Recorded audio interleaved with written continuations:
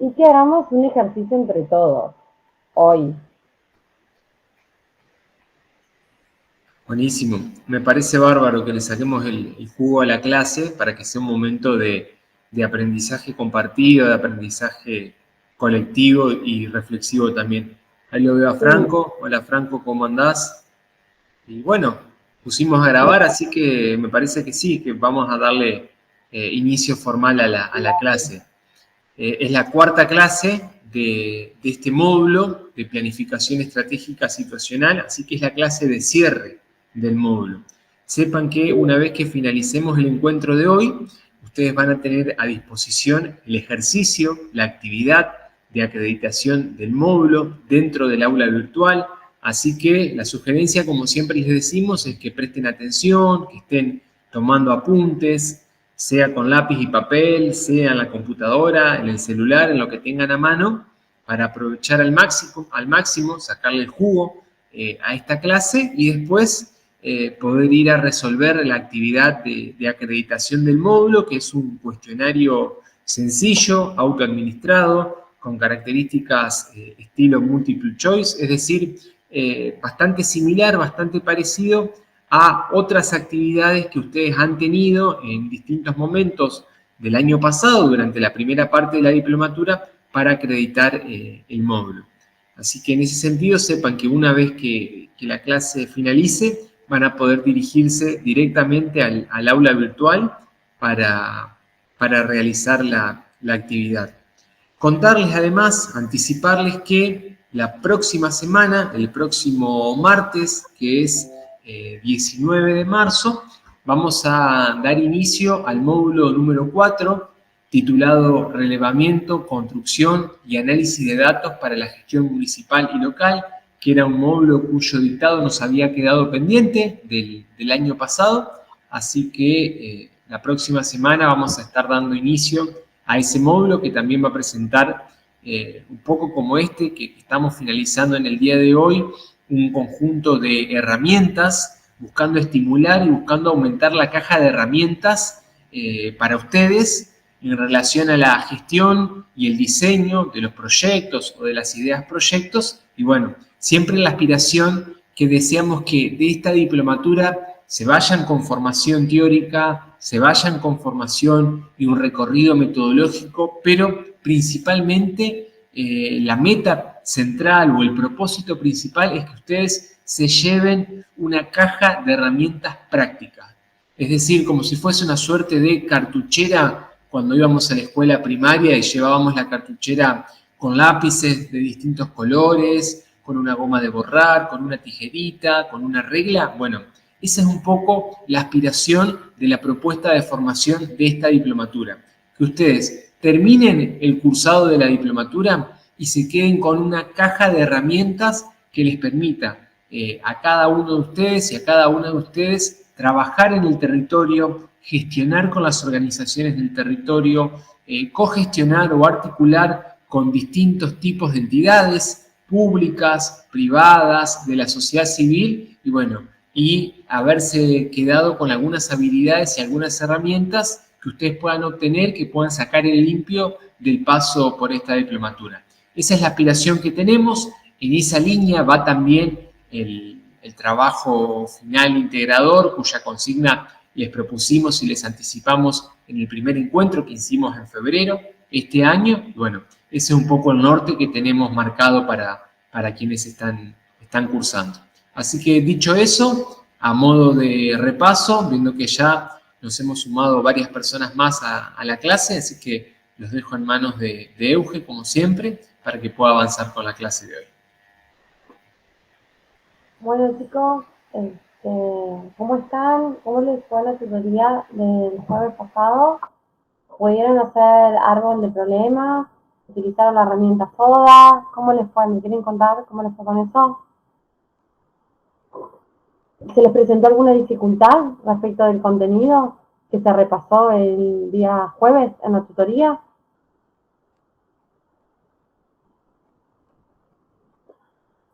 Adelante, Angelina, abrí el micrófono. Hola, buenas tardes, ¿cómo le va, señorita? Hicimos un análisis del FODA a través de los puntos, de cada uno de los puntos, sobre la temática de análisis del dengue, de la Buenísimo, problemática de la enfermedad de la salud, digamos, de buenísimo, salud sería. de salud, bárbaro. En cada uno de los ámbitos del FODA, nuestros compañeros dieron su opinión y entre todos pudimos analizar de la mejor forma, coherentemente, la problemática que esta, ¿no es cierto? Excelente, Eh, excelente. en este Bueno, momento no lo tengo porque yo le saqué una captura al cuadrito cómo quedó, sí. se lo mandaría, pero no sé cómo mandárselo. No, Perdón. no te preocupes, no te preocupes con tu comentario, a mí me basta. Como bien saben y hemos venido desarrollando, la planificación es un proceso de todo proyecto en cualquier tipo de organización, como decimos siempre, sea público o privada. Ustedes si buscan la técnica FODA en internet van a ver que se aplica mucho al sector privado, pero es parte de la planificación estratégica que nosotros utilizamos en políticas públicas. Siempre planificar va a ser necesario para poder modificar o cambiar o querer mejorar algo de ese futuro que queremos ver distinto, ¿no? Como decimos siempre, los problemas existen o se construyen. Se construyen. Muy bien, muy bien. ¿Cómo? Entonces, Perdón, no escuché bien. decíamos si los problemas existen o se construyen. Gracias. Así que se construyen, porque lo que tenemos que tratar de hacer es identificar una visión del problema entre varios actores que lo visualicen de igual modo y comprometidos a cambiar ese futuro incierto, ¿no? A cambiar, a modificar parte de ese futuro, como decía Subirat en el video. ¿Se acuerdan de eso? Sí, sí. Bien, como les venía diciendo, recordarán que hay dos tipos de planificación, seguramente haya muchísimos más tipos de planificación, pero nosotros vimos dos tipos de planificación. ¿Recuerdan cuáles eran?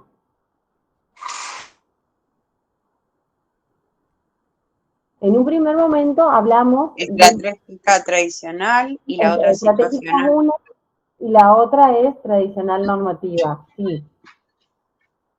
Son dos mecanismos a través del cual, desde el Estado, de las distintas organizaciones estatales, se ha planificado, ¿sí? Una incluye la primera, la versión tradicional, valga la redundancia, que es la que se empleaba por más tiempo, hace más años, hasta que surgió la planeación estratégica o planificación estratégica. En este método era un método que también se lo conoce como normativo, donde se pensaba que trazando un plan que fuera de A a B directamente, se iba a conseguir como resultado C, digamos. ¿Qué pasaba? Muchas veces este tipo de planificación fracasaba por no tener en cuenta las amenazas externas, por no tener en cuenta la misma resistencia que podían tener las organizaciones a la hora de planificar, por no tener en cuenta que tenía que lograr consensos a la hora de la modificación. Hola, mi amor. Anda, parece que vamos a estar en clase.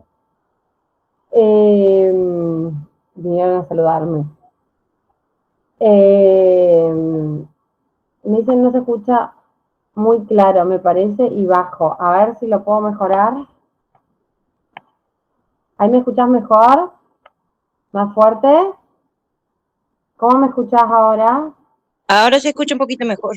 Ay, para, porque le subí el volumen creo que al micrófono. Dame un segundito.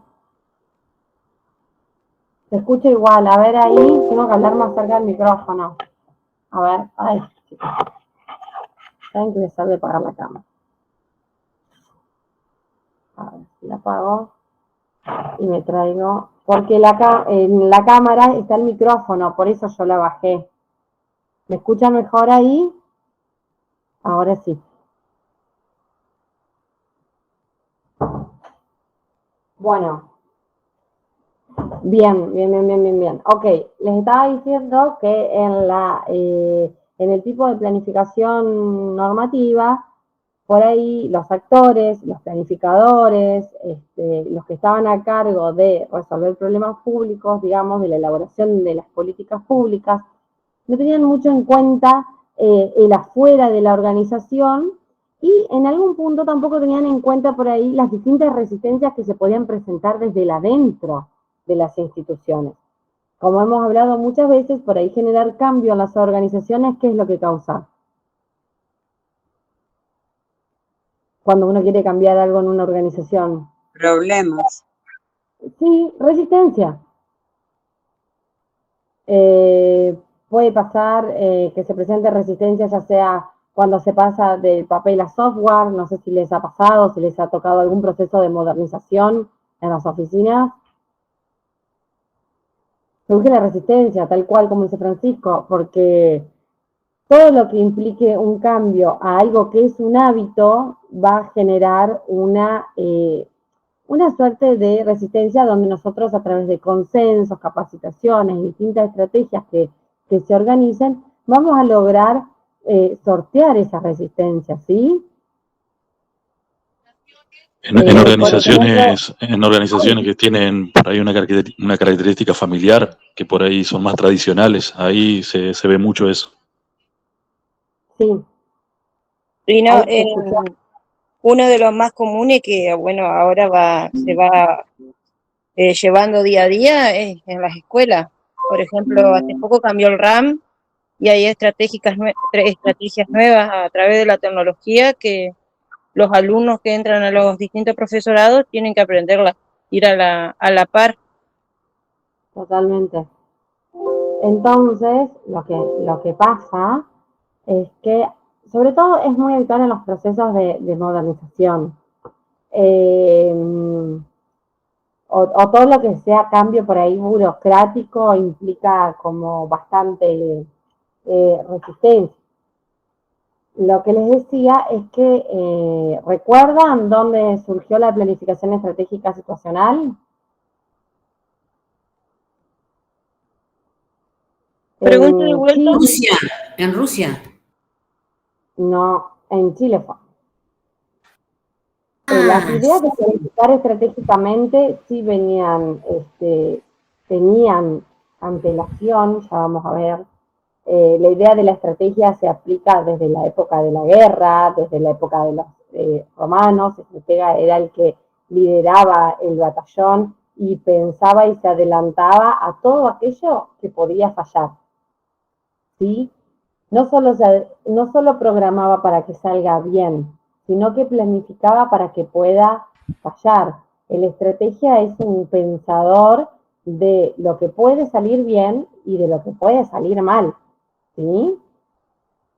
Entonces el pensamiento estratégico se empezó a aplicar a un montón de otras circunstancias que no tenían que ver necesariamente con lo bélico, con la guerra, sino que se traspoló al mundo del comercio con estrategias, podríamos decir, de marketing, ¿no? Las habrán escuchado.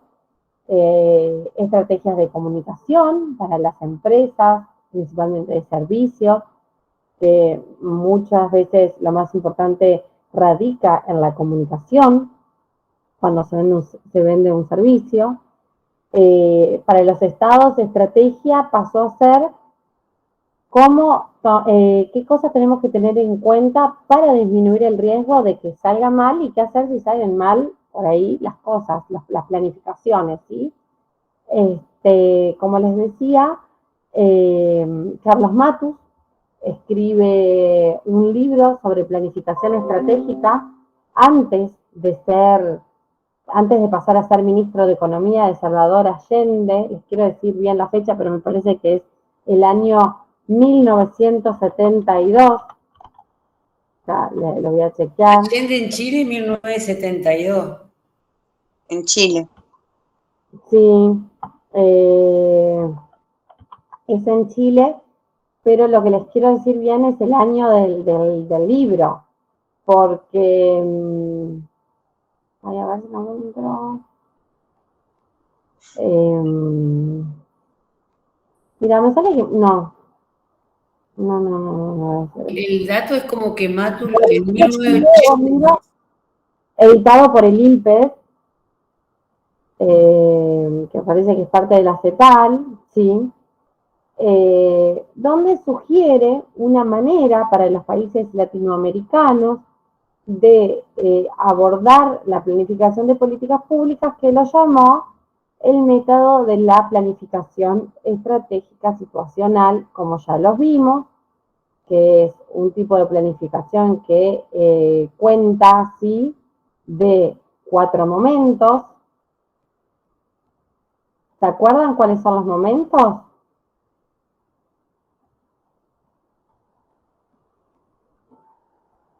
Alguien por acá por la sala que se acuerden, eran, ¿sí? Eran el momento explicativo, que donde se partía de la explicación situacional, ¿sí? Es el cálculo que el sujeto realiza desde adentro de la circunstancia, de la que forma parte y toma parte, ¿sí? Como decimos siempre, tomamos parte porque decimos, a esto lo vamos a problematizar, sobre esto nos vamos a abocar, esto lo vamos a tratar. ¿Y se acuerdan lo que decíamos? Que funciona como una sábana corta. Cuando nos abocamos a una cosa, destapamos la otra, y cuando tapamos la otra se nos destapa el otro lado. ¿Vieron? Funciona así, porque también hay una implicancia valorativa, que quiere decir que vamos a elegir unos problemas por sobre los otros, ¿sí? ¿Recuerdan esto? Sí. Bien. Entonces, en el momento explicativo, como decíamos, del que somos parte y formamos parte, somos un sujeto comprometido por nuestras motivaciones, valores, creencias y razones para abocarnos a esta situación problemática. ¿Sí? Cuando hablamos de situación problemática, ¿recuerdan qué era problema?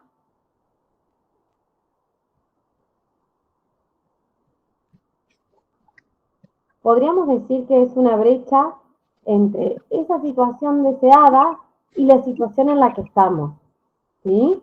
Esta Es brecha algo se que tiene presenta. solución. Muy bien, es algo que tiene que tener solución, porque el problema casi siempre enuncia en sí mismo, incluye la solución. Digamos, si hablamos, podríamos hablar de un problema público que podría ser hoy desagües tapados por inundación de agua en Buenos Aires, ¿verdad? O calles abnegadas. En el mismo problema está enunciada la solución, que sería desagotar las calles, que funcionen los desagües, ¿sí? En ese enunciado se esconde la respuesta deseada. ¿Qué problemas podrían hoy, al 12 de marzo, qué problema me podrían enumerar a mí? ¿Qué situación problemática observarían ustedes? A ver, digo, si tenemos que dar un ejemplo. ¿Abrí el micrófono? ¿Habló? Bueno, yo plantearía en relación del dengue, diría, cómo se puede, cómo se puede tratar los arroyos, aguadas y humedales a fin de que el agua no quede estancada, porque ese sería un nicho para las larvas. Por eso es tan importante saber también, María, que donde más se propaga el dengue es en las ciudades. ¿Por qué? Porque en el estado natural el agua corre, y el agua que necesita el mosquito a ese sitio para procrearse es agua estancada. Por eso es tan importante la famosa descacharrización de las viviendas, que muchos municipios lo hacen, porque por supuesto controlar el estancamiento de un arroyo no es imposible, pero en líneas generales todo lo que es arroyos, lagunas, riachos, tiene la característica que el agua corre, por ende no es... A ver, Y principalmente se da en aguas limpias y en la parte domiciliaria. bueno, pero yo estoy hablando porque vivo en Chajarí, donde hay cursos de agua que atraviesan toda la ciudad y la pendiente no es tal que queda estancada el agua. Como llovió el domingo, por decirte, hasta hoy, el agua todavía no está sucia, pero está estancada y sería una proliferación de larvas.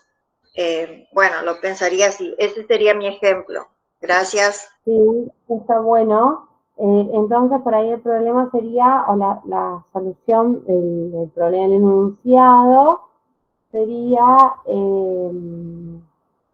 modificar las pendientes del curso del agua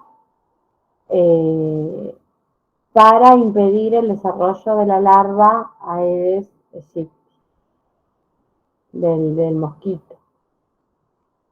Algo así me parece que tendría que ser esa enunciación. Vanessa, sí, abrí el micrófono. Hola, buenas tardes. Bueno, yo como ejemplo, que ya en varias oportunidades lo he comentado, en la localidad donde vivo, actualmente nos encontramos en la comuna con un problema, un serio problema, ¿no? Que es un molino arrocero que está en medio de la localidad. En su momento, o sea, hace unos años, bastantes atrás, cuando la localidad no estaba poblada, obviamente generaba trabajo, puestos de trabajo y todo eso, y estaba bueno, era beneficioso para el lugar. Hoy, o sea, ya ha crecido la localidad, somos más habitantes, todo, y el molino quedó en el centro de la localidad y alrededor tenemos personas mayores, o sea, adultos mayores, que tienen problemas de salud. Hay personas con, o sea, problemas oncológicos, otros con alergias. La éspora del arroz, que es todo el recubrimiento que vuela y genera como una suerte de cascarita suelta en el aire. Exactamente, o sea, es como un polvillo que a las personas que tienen problemas de alergia, como es respiratorias, todo eso, no es bueno, además de la contaminación por los distintos olores, ¿no es cierto?, que salen de ese lugar.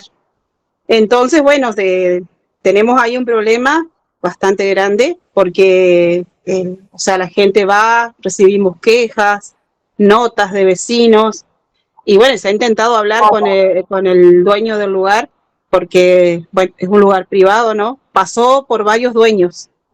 Actualmente tiene un dueño que tiene en varios lugares, o sea, de la Argentina. Sí, el problema sería como la contaminación del aire a ¿Sí? raíz del ambiente. De industrias situadas en el interior de la ciudad. Sí. Y claro, bueno, esto es un problema, es un problema constante. Casualmente hoy estaba en mi trabajo y llegó un vecino que, bueno, que todos lo conocemos, ¿no? Que tiene problemas de salud y, bueno, fue a pedir ahí que ver qué es lo que se puede hacer. Y, bueno, desde la comuna mucho no se puede hacer porque acá en la localidad no contamos con el juzgado de faltas, por ejemplo. Y aparte, bueno... Yo soy de Nueva Vizcaya, que pertenece al Departamento Federal, Entre Ríos. Bueno, ahí es donde tenemos, por ejemplo, parte de lo que está haciendo la compañera tiene que ver con el momento explicativo en planificación estratégica situacional, ¿sí? Porque describir y desmembrar el problema, en qué lugar estamos nosotros, por qué lo abordamos como problema, por qué lo determinamos así, digamos, en palabras de Siede. ¿Qué pasa? ¿Por qué pasa? ¿Por qué nos está pasando? El lector que planifica está permanentemente indagando sobre la situación y los problemas que se presentan, intentando explicar las causas que los generan. Aquí es donde también se podría hacer un árbol de problemas, como vimos la semana pasada. En este momento hay un análisis de situación y una investigación del problema. ¿Sí?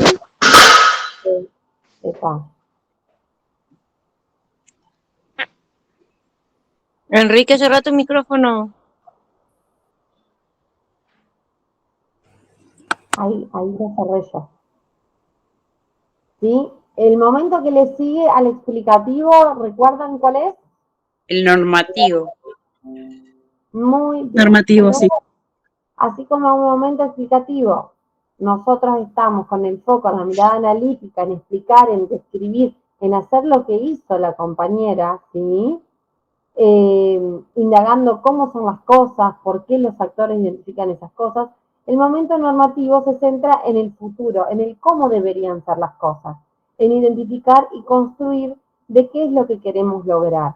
Por eso se dice que este momento se ubica en el campo proyectivo, es decir, de acá a futuro, cómo queremos que sean las cosas.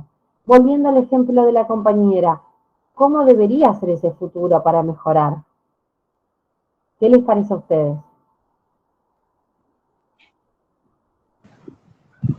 Y debería El futuro trasladarse ideal eso a otro sería sector. que ese molino no esté más en el lugar donde está emplazado, pero creo que ahí hay una problemática mayor, que fue cuando se desarrolló la comuna, no haber hecho precisamente una planificación estratégica de la urbanización de la comuna. Claro, y acá entramos en un debate que podríamos decir es bastante ético, bastante moral, digamos, Sí. es justo que nosotros le hagamos a gente que de casualidad capaz puede construirse su casa, decirle, mirá, vos tendrías que haberte ido a vivir a otro lado, o quizás a la empresa le tendríamos que decir, reubicate. Yo creo que a la empresa, pero bueno, ahí no, hay una el pueblo problemática va a legal terminar importante. creciendo y quedás en el medio. Porque en verdad por ahí lo que está bueno poner en la balanza es quién es el más débil en esta situación. Porque la planificación del crecimiento habitacional nunca va a venir del que se va a construir la casa. La planificación está a cargo nuestra, es responsabilidad del municipio, es del Estado, es de qué manzanas se aprueban para el loteo y no se aprueban para el loteo, que de todos modos yo creo que es algo que está mucho más regulado actualmente que quizás de lo que era hace 30 años atrás, digo. Hoy día vieron que para lotear tiene que tener luz, asfalto, agua, si no me equivoco. Y antes, de pronto, sobre todo en lo que es las zonas rurales de Entre Ríos, se hacía un pozo de agua y se sacaba agua, y se abastecía de agua una vivienda. Había otro sistema constructivo que nos llevaba a la necesidad de otras reglas. ¿Sí? No, ahora nacieron estas reglas, o más modernamente, claro. Pero yo creo que también calaría más profundo en esta problemática, digo, proyectivamente, y yo lo que le pediría a los representantes es que legislen para todo Entre Ríos dónde tienen que estar las industrias. ¿Sí? Porque un cordón industrial necesita de tratamientos de afluentes, necesita de un buen acceso para que los empleados puedan llegar, necesita de buen suministro de electricidad, necesita la llegada de gas natural, si lo hubiera. Entonces, reubicar las empresas nos fortalece si pensamos en la planificación industrial de una ciudad, y paralelo a eso pensamos en la planificación urbanística, ¿dónde viven nuestros ciudadanos? ¿Sí? A ver, Vanessa, ¿levantaste la mano? No, les quería comentar que, bueno, que justo me tocó atenderlo a este vecino y me preguntó que qué se podía hacer. Entonces le planteé que el año pasado otro grupo de vecinos ya había presentado una nota a la cual, bueno, por parte del Consejo se le dio respuesta. Y bueno, y una de las medidas fue presentarle, ¿no es cierto?, la nota al dueño del lugar, al actual dueño del lugar, donde le pedíamos bueno, que si podían, ¿no?, lo posible, porque bueno, como es un lugar privado, ¿no es cierto?, uno tampoco no puede ir a querer imponerse, ¿no es cierto?, pero como era un lugar privado, se le pidió que si podían trabajar en un horario comercial. ¿Por qué? Porque también está lo de los ruidos molestos, porque ellos no tienen, en el lugar, no tienen luz eléctrica, porque el dueño decidió que era muy caro lo que abonaba, entonces hizo cortar la luz, porque todo eso también surgió a raíz de lo que se investigó, y bueno, no tiene luz eléctrica, no tiene energía en el lugar, entonces todo va conectado a un motor, y ese motor, o sea, esa máquina, ese motor que es el que le genera la electricidad al lugar, hace un ruido tremendo. O sea, en todo el pueblo, en toda la localidad, vos lo escuchás. En este momento está prendido, está encendido. Y entonces eso es continuo. Y después los ruidos de los camiones, de los silos, que se ve que como que se tapan o no sé qué pasa y golpean por las noches. O sea, es toda una problemática. Y bueno, lo que yo le respondí al hombre que fue hoy, era que hiciera directamente una denuncia, que haga una denuncia en la policía. Le digo, y si no te hacen ahí, le digo yo, no te dan respuesta, trasladate, le digo, directamente a fiscalía, porque hay que buscar, le digo yo, una solución. De alguna manera, esto igualmente es, creo, si yo no me equivoco, responde, no sé si hay un abogado, a todo lo que sería lo contencioso administrativo, si no me equivoco, sería parte del derecho administrativo. Vieron que está el derecho penal, que está más relacionado con la policía, después está de familia, que tiene que ver con los juzgados de paz. Mirá lo que está diciendo de Borger, la casa de aluminio gigante, sí. Fábrica de aluminio emplazada dentro de una zona urbana. Estas cosas ya deberíamos de mandárselas a los municipios que tomen nota, que tomen tarea, porque la verdad las personas son muy débiles frente a algo que genera muy bien dinero, trabajo, es cierto, pero bueno, los ciudadanos también tienen derecho al ambiente limpio. Pasa mucho en San Salvador con los arroceros. Jorge, adelante, abrir el micrófono. Sí, hola, buenas tardes. Mira, el tema ahí, yo creo, si no recuerdo mal, en las primeras clases fue que lo planteé, no me acuerdo del chico que estaba a cargo de la clase, cuando empezamos a hablar de políticas públicas, yo le planteé cuál era el concepto de desarrollo que pensaba tratar en la diplomatura, porque es bastante amplio. Y yo siempre sostuve que cuando hablamos de desarrollo tenemos que tener en cuenta 3 fundamentos que son importantísimos, que es lo ambiental, lo social y lo económico. Yo hace tiempo que ando atrás del tema de la agricultura por ahí.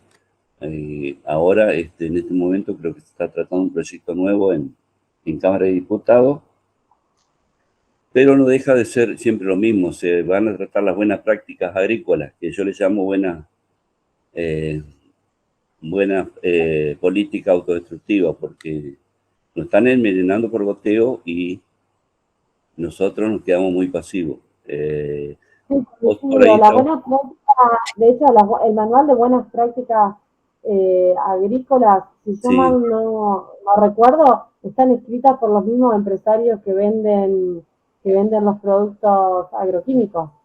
Sí, es decir, que es como que están de los dos lados del mostrador. Ellos escriben cómo usar correctamente su propio material, que en otros lugares del mundo es código rojo, no se puede utilizar, y acá es verde. Sí, es bastante complejo el tema y no es fácil de resolverlo. Yo lo entiendo, hay muchos intereses en pugna, pero lo que pasa es que desde el punto de vista cuando vos planteaste, o no sé quién planteó acá el tema de a la hora de planificar la urbanidad, no se tiene en cuenta, pero El tema es el comportamiento por ahí de una molécula, como es el tema de la molécula, que está súper comprobado científicamente. Tengo inclusive un montón de documentación por ahí que, si a alguien le interesa el tema. Es ubicua. ¿Qué significa ubicua? Que está en todos lados. En Entre Ríos la tenemos en todos lados, en el aire, en el agua, en la tierra.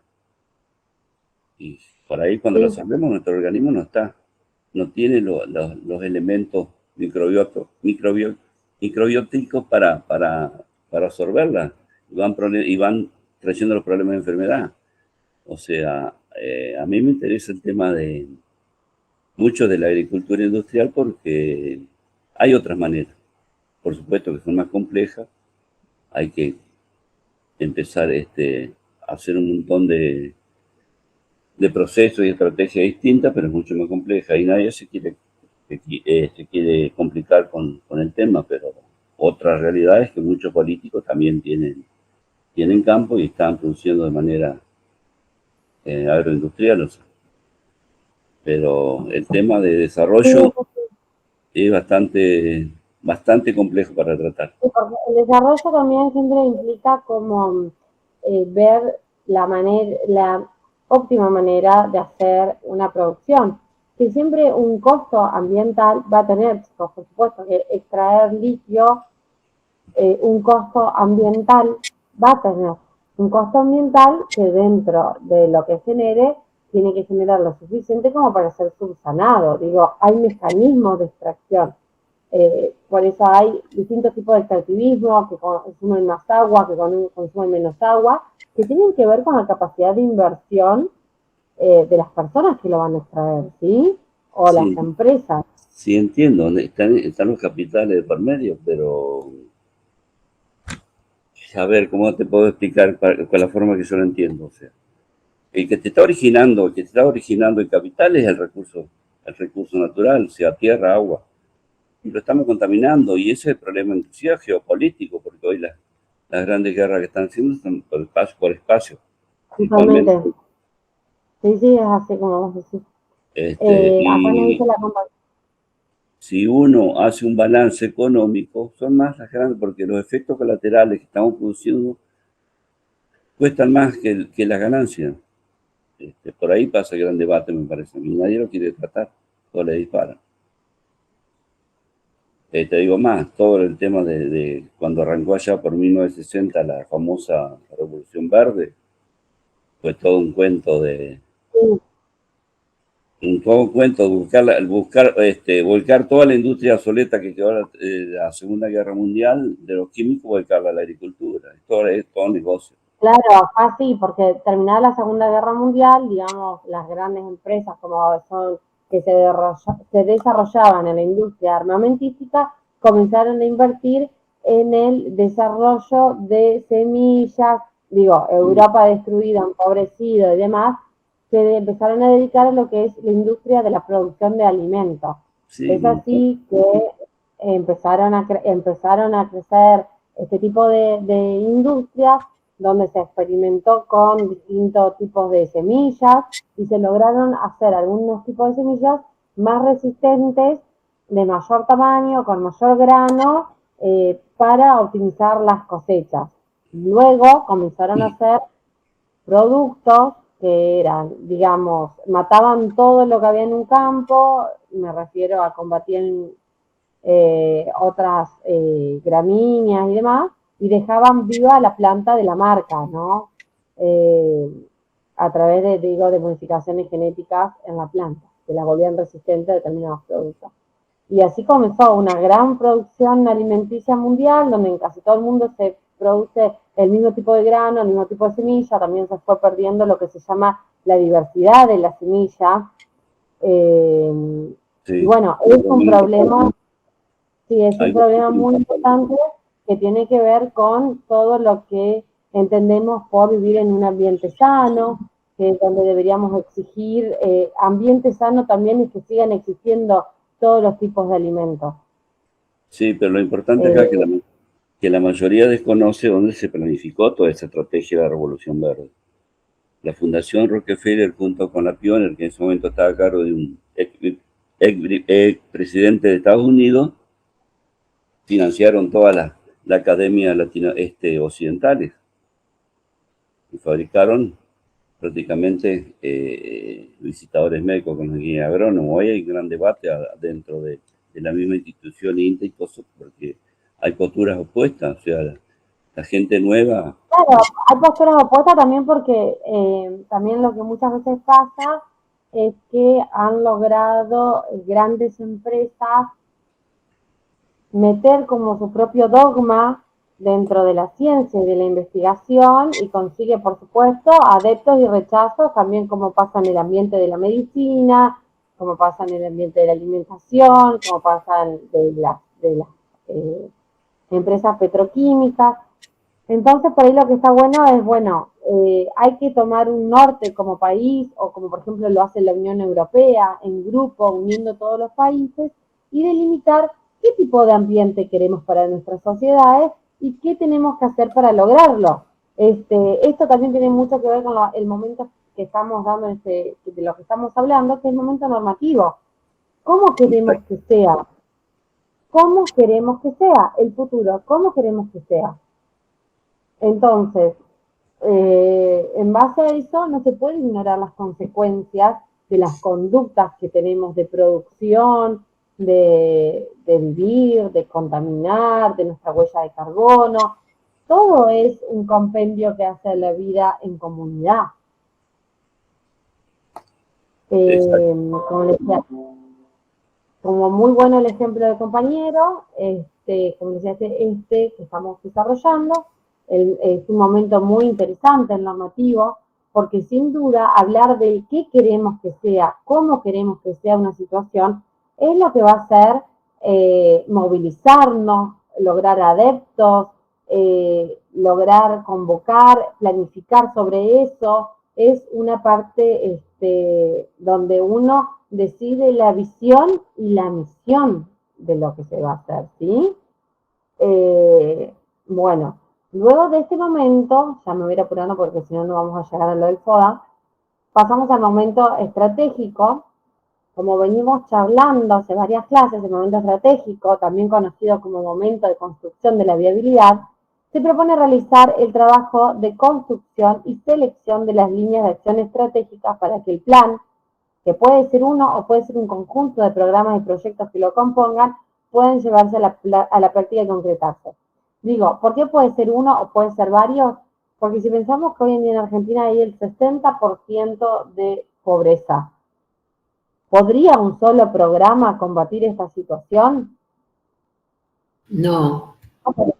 Porque además eso desencadena un montón de otras situaciones problemáticas, no solo la pobreza, la falta de acceso a la salud, a la educación, a la economía, a la vivienda digna, y todo eso se cubre desde distintos aspectos, desde distintas proyecciones. Entonces, pero que todas estas proyecciones y todos estos programas tienen que tener una idea mancomunada de cómo terminar o paliar con la pobreza, porque como siempre decimos, terminar con la pobreza, ¿sería posible? ¿Es posible terminar absolutamente con la pobreza cuando hablamos de un problema social? No, sería una utopía. Claro, lo que vamos a hacer es dar soluciones parciales a la pobreza, porque por supuesto, aparte de entrada, tenemos que saber que vivimos en un sistema donde hay acumulación de capital, podemos estar a favor, podemos estar en contra o más o menos. Yo solamente estoy describiendo la situación actual. Hay un sistema de acumulación de capital y que necesita de un trabajador que no salga muy caro para generar ese producto o servicio que se va a vender y así yo seguir acumulando capital. ¿Estamos de acuerdo en esto? Por eso Matus habla de que estos momentos ni comienzan ni terminan, no hay un primero ni un último, sino que son una cadena continua. Se repiten constantemente los momentos de la planificación. Sí, es así, se repiten y están en revisión permanentemente y uno se cruza con otro porque están vigentes de comienzo a fin y un fin que no es tal, como dice Roberto, sino que se retroalimenta y vuelve a empezar. Dice Andrea, un ejemplo es que hoy se anunció el tema de apertura de importaciones. Sí, chicos, hoy se abrió la apertura de importaciones para alimentos. ¿Para ustedes qué implica esto?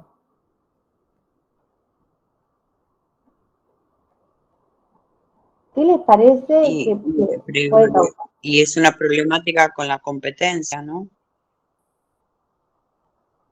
¿Una problemática para quién? Para la industria nacional. Claro. Chicos, acabo de venir de esa misma charla con otro grupo, porque decíamos este tipo de medidas a quién beneficia. Sí, hay un grupo beneficiado, pero es el grupo más vulnerable el que se beneficia. Entonces, bueno, hay toda esta cuestión. Por eso yo decía, eso que puse el ejemplo de las importaciones, venía a colación de un comentario anterior, que me da la sensación que hoy por hoy no hay el deseo de consensuar, sino de imponer un tipo de política como sea, y este claro ejemplo es el tema de las aperturas de importaciones, porque sí es cierto que capaz que en algún momento sea necesario abrirlas, porque la tan protegida industria nacional no está tan protegida. O sea, es verdad que si estuviera protegida la industria nacional, tendríamos una mejor situación económica. O sea, la industria, lo que parece ser una protección, está protegida por un lado y por otro lado desprotegida a través de muy altos impuestos, a través de reglas para poder incorporar personal que no son tan beneficiosas para la industria y demás. Entonces, en realidad, esta cuestión de tener una política protegida de la industria nacional no es tan así, no es tan protegida y la verdad, o sea, es que no hay cosas de trabajo genuina, cuesta mucho sostener, estoy hablando de la pequeña y mediana empresa, no de la gran empresa que tiene otro tipo de política, Claro. que vive en un universo paralelo. Y este tipo de medidas también es lo mismo. O sea, nosotros no tenemos solamente una cuestión de vulnerabilidad a nivel país económico, sino que tenemos fragilidad ambiental, como dijeron muy bien recién, fragilidad social y fragilidad económica. Entonces, esta cuestión de abrir así, que por otro lado, bueno, otro colega me rebatía y me decía, bueno, pero están haciendo lo que dijeron que iban a hacer en campaña y es lo que la gente votó. Entonces ahí me quedé regulando, por eso digo, hay maneras de hacer este mismo tipo de cosas, pero con un apoyo, porque venimos con una industria, pequeña y mediana industria, muy apaleada, muy dolida, muy que se está sosteniendo como puede, y de pronto les abrí las importaciones, es como decirle, bueno, ya está, si querés morirte, morite, es más o menos este el mensaje. Y por otro lado me dicen, no, es lo que votó la gente. Entonces ahí me quedé regulando y digo, bueno, lo voy a tirar como para que también lo pensemos desde ese lado. Sí, es muy difícil. A ver, Jorge Viterbo, levanta la mano, ¿sí? Sí, mira, el tema ahí, estaban opinando el tema de que habría una importación y para regular un poco. Yo te digo sinceramente, no creo en el tema de la mano invisible del mercado que va a regular todo, porque No, yo tampoco. el monopolio y los Somos varios que no oligopolios entendemos eso. siempre tienen su poder. O sea que acá hay que buscar otra alternativa al tema del sistema que se sostiene con una columna vertebral de la economía capitalista. Por ahí me parece No, que chicos, pero te interrumpo, Jorge, creo que lo que pasó hoy, por eso los traje a colación para debatir, es el claro mensaje de que no se maneja solo el mercado, totalmente al revés de lo que se prometió en campaña. ¿Por qué? Porque si dijimos que dejábamos libres a los empresarios, que hoy se reunieron con Caputo porque suban los precios más por encima de la inflación, si nos reunimos con los empresarios, si los empresarios admiten haber aumentado más que la inflación, todo esto sin precios cuidados y demás. Y como medida, yo digo entonces, libero las importaciones, es porque te estaba protegiendo. Y el Estado está tomando una medida para ver si puede fomentar la competitividad. Entonces, el Estado, ¿qué hizo? Intervino. Hoy. El mercado solo no se pudo regular. ¿Me explico? sí, te entiendo El Estado perfectamente. Sí, sí, no se perfectamente. reguló. El Pero Estado esto no se reguló. no Lo es que nada por nuevo, mercadistas, Eugenia. Bueno, si hacemos aumentaron. Sí, pero si hacemos un eh, revisionismo histórico, vamos a ver que muchas veces no ha pasado. O sea, esto es una mentira. entonces, claro, eso fue lo que pasó. El Estado termina interviniendo, digo, después, si hay algunas personas que les parezca bien, como digo siempre, esto es un análisis de una medida económica que se tomó hoy desde el Poder Ejecutivo Nacional y acá académicamente estamos viendo qué fue lo que pasó. El Estado tomó una decisión para tratar de garantizar que bajen un poco los precios porque per se baja el consumo y los precios siguen aumentando. Entonces, como les decía, los precios siguen aumentando. Entonces, ¿qué pasa? Tenemos que sumar competitividad. Para sumar competitividad tenemos que traer más gente a competir. Abrimos las importaciones, pero eso es una decisión del Estado. El Estado, si quiere, mañana lo vuelve a cerrar y es una nueva intervención del Estado.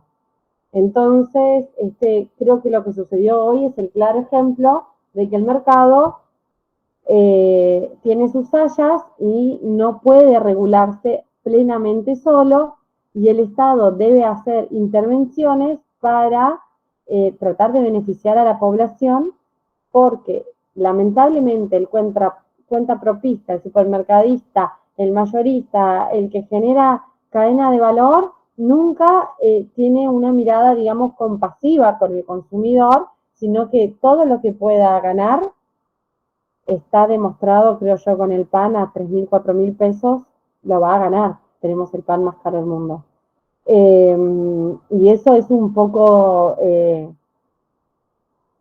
injusto porque nosotros, los ciudadanos de a pie, no podemos dejar de consumir todo para castigar al mercado.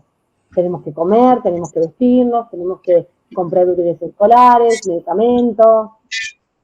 Claro, Entonces es muy difícil, la responsabilidad está solo sobre los hombros de los consumidores. Necesitamos, está muy bien para mí que intervengan, digo, dependiendo después de analizar la medida, como sea, necesitamos intervención. por supuesto que el Estado es necesario, pero es prácticamente la sábana corta de la que vos hablabas en las otras clases anteriores, porque va a originar otro problema, que es el tema de las fuentes laborales por ahí también. Exacto. Es muy complejo el tema. Las empresas extranjeras que nos van a vender no nos van a cuidar esa parte que decía Jorge, de la parte de los empleados. O sea, tenemos una gran pérdida. Esa es mi opinión.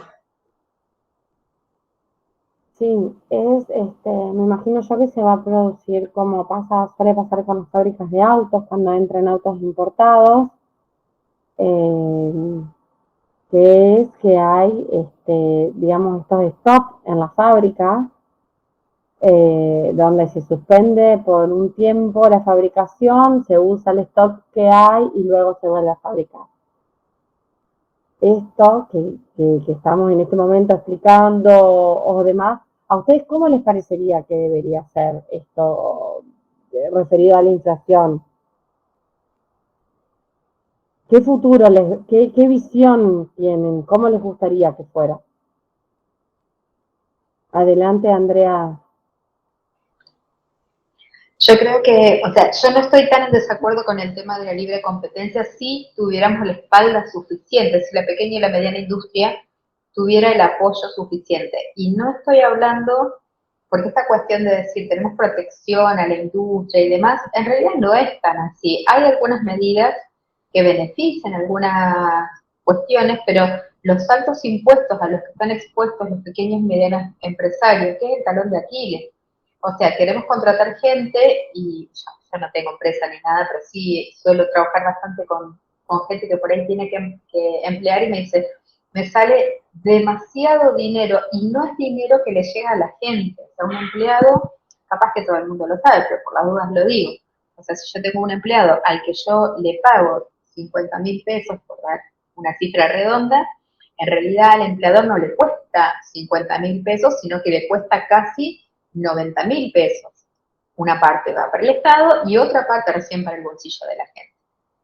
Eso hace que cada vez que hay que tomar un empleado, uno lo piensa 10.000 veces. Además de las leyes de protección al tema de que a veces puedes despedir, hay veces que no, el tema de todas las cuestiones de los juicios, que hay un montón de vicios con el tema respecto a los juicios de empleados y demás, que hace que la decisión para un empresario de tomar un empleado en blanco y tenerlo como corresponde y demás, sea muy difícil. Entonces, ¿qué hacen? En la vida real o te negrean o no te toman gente, o te terciarizan, que es lo que se hace ahora, terciarizas a uno que factura y ya está.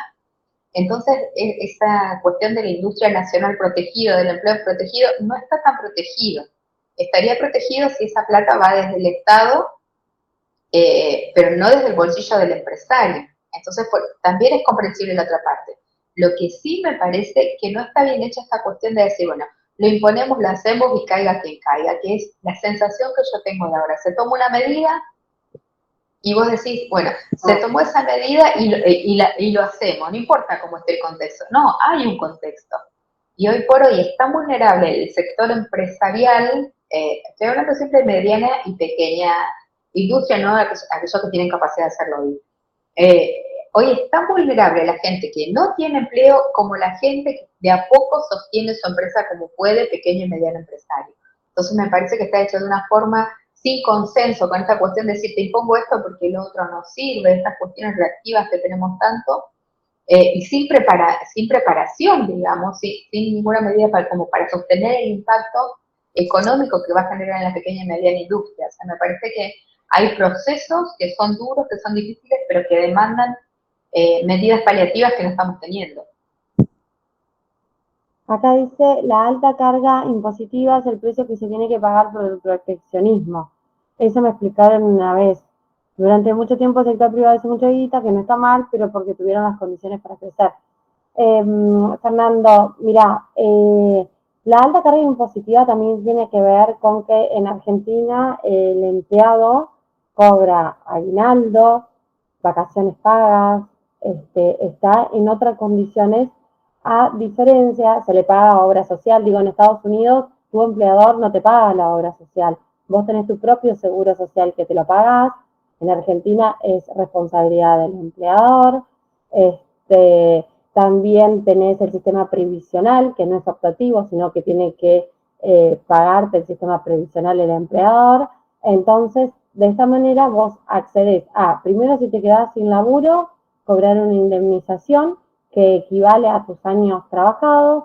Tiene que ver también con que cuando te jubiles, vuelva ese dinero que te fue aportado por la patronal en blanco. Hay una parte que va a los sindicatos, que, no sé, muchas veces se utilizan, tienen salones de fiesta para los empleados, tienen el kit escolar para cuando arrancan la escuela los gurises de los que forman parte del sindicato. Digo, los sindicatos tienen todo un movimiento beneficioso para sus sindicalizados, vale la redundancia, y por eso hay una diferencia impositiva en Argentina, porque hay un trabajador mucho más protegido que en otros países, me atrevo a decir, del mundo. El trabajador argentino es uno de los más protegidos. Y el proteccionismo tiene que ver con tire y afloje en el desarrollo de cierta industria. Si yo tengo abierto completamente la industria del calzado, como pasó durante el menemismo, que las fábricas de Córdoba se fueron cerrando una a una, cuando, no sé si ustedes saben, que Córdoba tiene la mayor matriz y la mejor matriz de fabricación de calzado del país. Son los mejores. De hecho, siempre tomo como ejemplo que hay un capítulo del Zorro, la serie, donde a Don Diego le llegan botas y dicen Made in Argentina, porque es histórica la calidad del calzado argentino.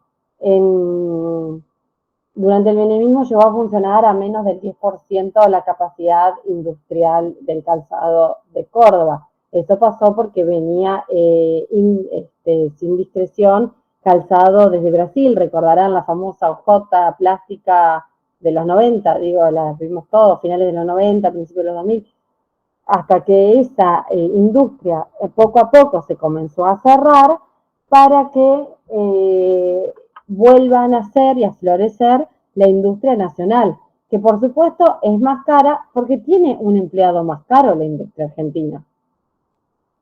Es un sector, pero es un sector también que es muy beneficiado históricamente, digo, ha habido desde el frondicismo, desde distintos, de distintos colores políticos. La industria siempre trata de recibir subsidios, que por ahí pueden tener que ver con el gas, con la luz, digo, y por supuesto siempre hay planes que salen desde el mismo Banco Nación. Por eso puede ser que el producto argentino sea un poco más caro, pero siempre responde a una lógica de distribución y de cuidado del empleado que por ahí no existe en otros países. ¿Se puede debatir el cuidado del empleado o la carga impositiva del trabajador? Se puede recontra discutir, porque capaz que lo que hoy la sociedad quiere es decir, no, que el empleado vaya, trabaje y si quiere pagarse la obra social, que se la pague él, porque se la tiene que pagar él. Y bueno, vivimos en momentos de crisis de algunas cosas que ya estuvieron estables mucho tiempo y ahora de pronto parece que todo tambalea. Por eso te digo, totalmente válido tu aporte. Zapatillas de Estados Unidos, sí. Eider, ¿levantaste la mano?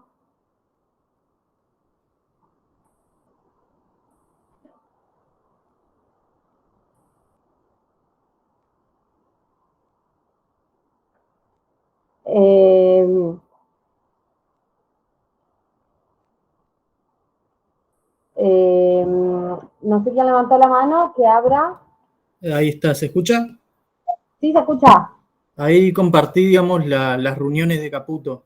La semana pasada con qué empresa se reunió y esta con qué supermercados. Para que se entienda que no está hablando de pymes, digamos. Son monopolios. No. Eso es por eso. Lo que significa todo, digamos. Bien.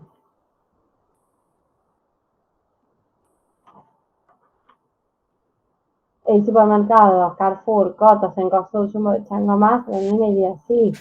Casi siempre lo primero que pasa es eso, el barrio que se termina yendo. Sí, David, adelante, abrí el micrófono. David, en tu estudio. Hola, buenas tardes, Eugenia. Un placer nuevamente. Y buenas tardes a las compañeras. A los compañeros y a compañeras. Quería hacer pararme en un concepto que tocaste recién, que es muy importante, que es a nivel no solamente de nuestro país, sino a nivel global, que es la pobreza, ¿no? Que es donde una persona se encuentra en una situación de pobreza cuando tiene al menos una carencia social, ¿no? Con la privación del acceso a la educación, a la salud, a la seguridad social, al acceso a la alimentación.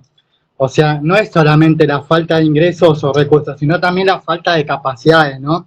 Entonces, hay una agenda para el 2030 en América Latina y el Caribe, donde hay una grande alianza para lograr objetivos, ¿no? Y revitalizar el desarrollo sostenible como a nivel global en América Latina. Y lo quería traer acá porque es una ODS que ya está presente, ya es un proyecto para poder combatir este fenómeno, ¿no? A nivel global. Totalmente. A mí me parece interesante ver siempre qué pasa con el mundo, porque todo responde a una lógica de administración mundial.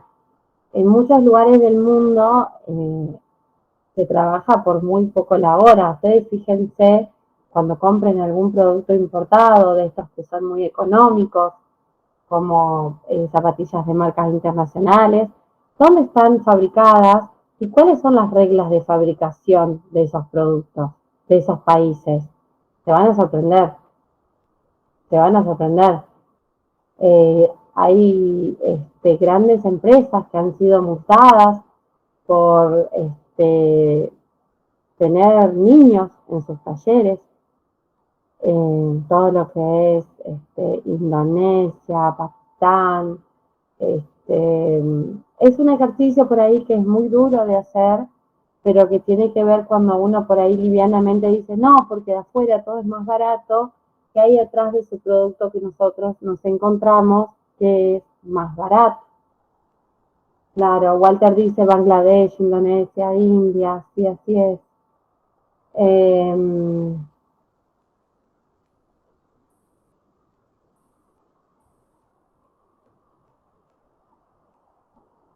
Bueno, chicos, vamos a pasar a los otros momentos porque si no, vieron que interesante que es para reflexionar. Sí. ¿Puedo hablar? O sea, yo había levantado la mano. Sí, hablá. Perdón, les quería ubicar. A mí me gusta muchísimo la política, pero además soy abogada y estoy comentando la ley ómnibus, estoy comentando el monotributo. Y yo les quería decir que me parece que, a ver, primero, la gente votó esto.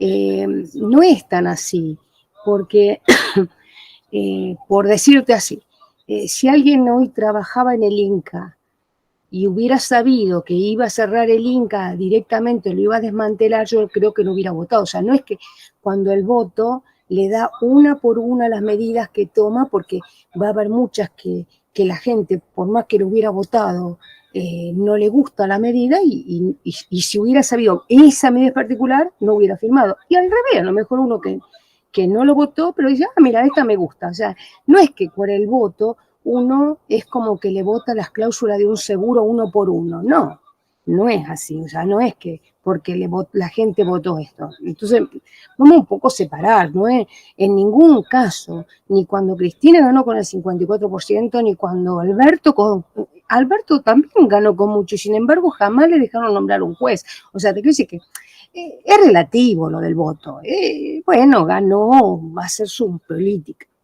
Y no es que porque lo votaron, sí, bueno, ahora puede desarmar el de los discapacitados, desarmar o sea, yo te quiero decir que es relativo, todo es político, todo es una lucha política. Y con respecto a la importación, tengan en cuenta que cuando sacó el decreto 70, que es la ley, el decreto, el DNU, liberó la importación. O sea que ya están haciendo los importadores los contratos de zapatos, y si no lo hicieron todavía es porque los dólares están muy restringidos, pero muy restringidos, entonces tendrían que comprarlo con sus dólares, pero un problema de tiempo. Pronto, o sea, con tanta recesión y con importación libre, que ya está la importación libre, lo que se hizo ahora no es que, o sea, las pymes van a cerrar, porque es la misma política que Menem, pero esta política que se hizo ayer, que dijo Caputo, que liberaba, que iban a importar alimentos, es una decisión del gobierno en donde, como no le dan los precios, en vez de hacer lo que hacía el gobierno anterior, que es otra política, que hacía unos fideicomisos para que el alimento nuestro sea más barato, este gobierno no va a hacer importación de alimentos para que compitan con los nuestros, pero la decisión de importar todo ya está, ya está en el DNU. O sea, se puede importar más libremente y sin despachante de aduana. Con eso, o sea, el despachante de aduana ahora uno si quiere lo usa y si no quiere no lo usa. No es obligación. No, porque está la ventanilla única de comercio exterior en la actualidad donde se puede sacar la posición arancelaria y demás información que necesita un exportador. Sí.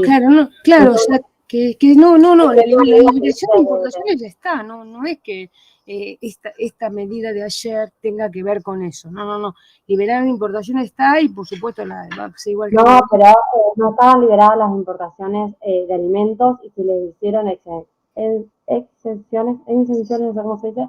Impositivas.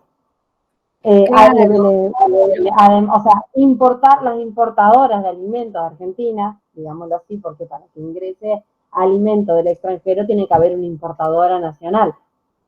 Lo que va a suceder es que esa importadora va a tener que pagar menos impuestos de los que hubiese tenido que pagar habitualmente para traer alimentos.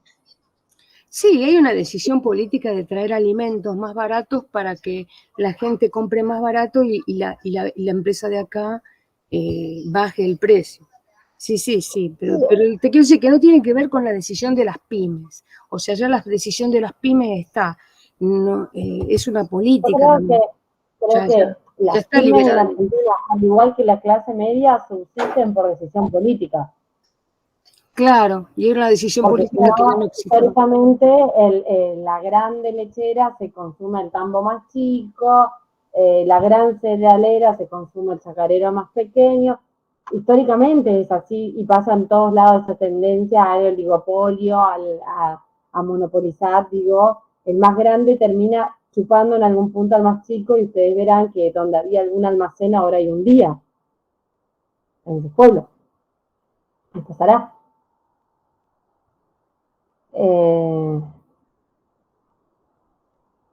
Claro, vamos a ver qué pasa con esto. El último momento de la planificación estratégica operacional es el momento táctico operacional. ¿Sí, chicos? Este es un momento decisivo, ya que define las acciones a ser desarrolladas en el presente, las formas concretas de instrumentalizar las acciones que se han definido en los programas y proyectos.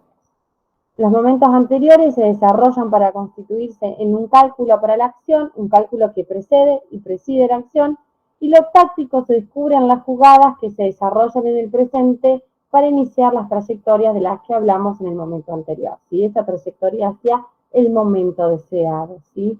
A ustedes, digo así, si los pongo a pensar, que me encanta.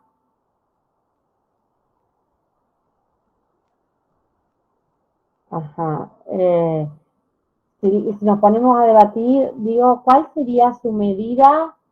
Por ejemplo, pensemos en relación a la inflación. ¿Me la pueden dejar en el chat o pueden levantar la mano y decirlo? Digo, hoy ustedes juguemos un poco con esto de pensarnos en poder, en ocupar cargos administrativos de la esfera pública o de la esfera política. Hoy ustedes son ministro de Economía, son el Toto Caputo. ¿Qué decisión? No quisiera ser el Toto Caputo, pero ¿qué decisión tomarían? ¿Qué les parece que habría que hacer para ir, sobre todo, para disminuir la inflación? Digo que es lo primero, una de las primeras cosas que preocupa porque se deja de consumir, por ejemplo, bajo el consumo de leche. Eso a mí me parece muy preocupante. A ver, David, ¿qué medida tomaría?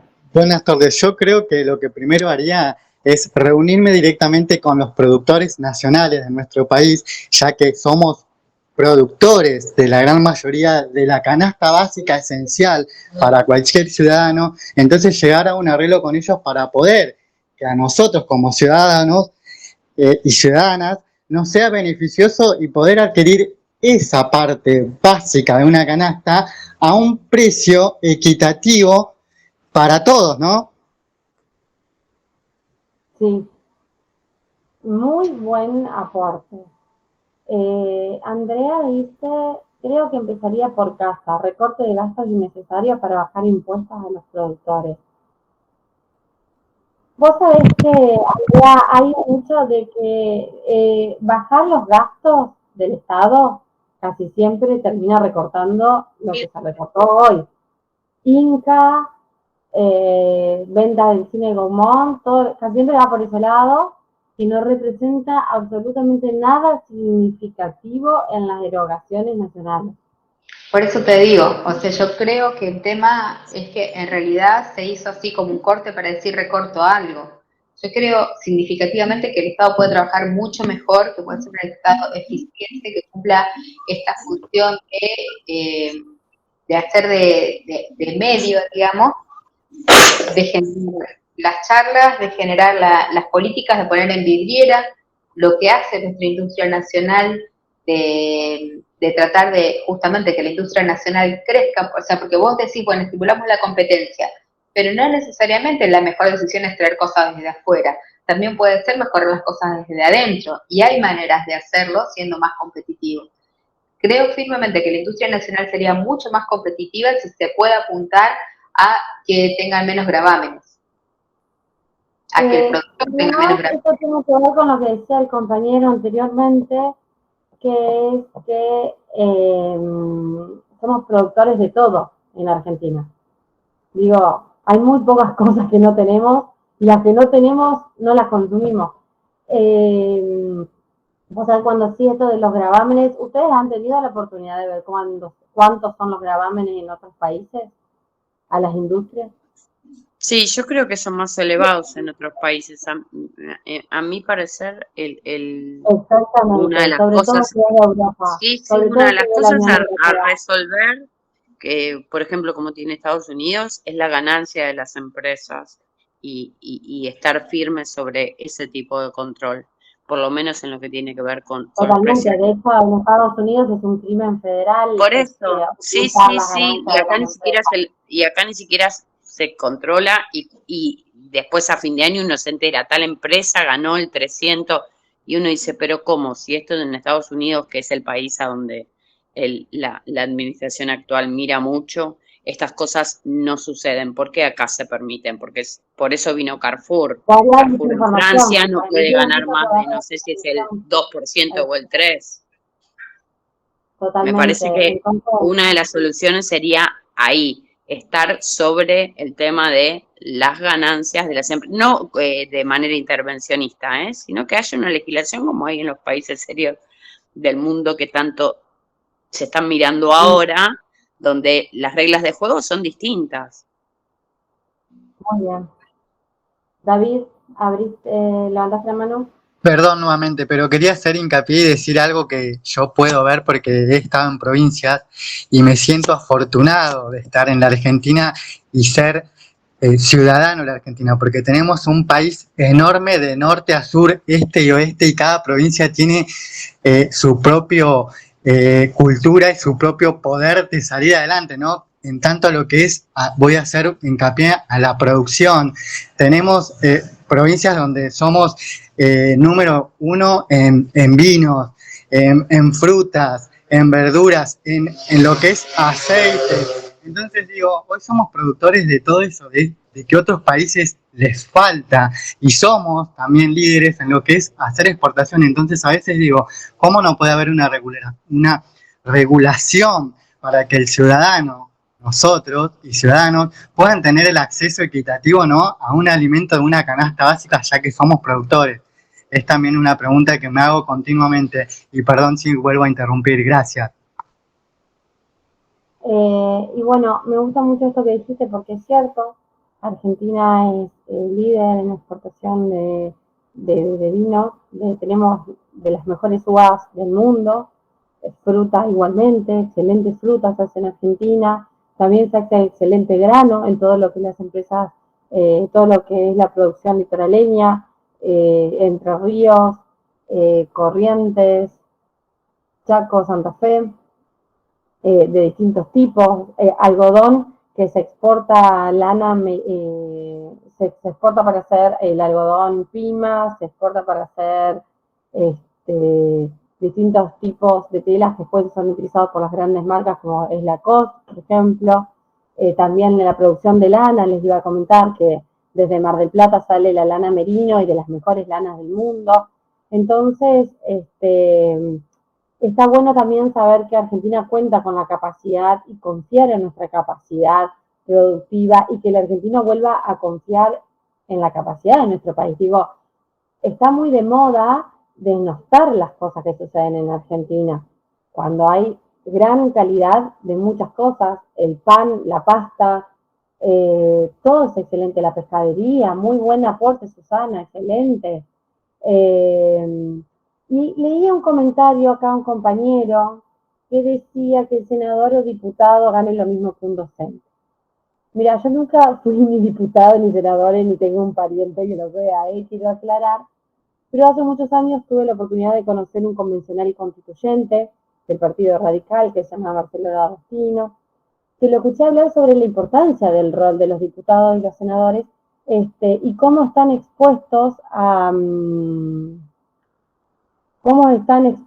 ellos al permanente escarnio público, ¿no es cierto?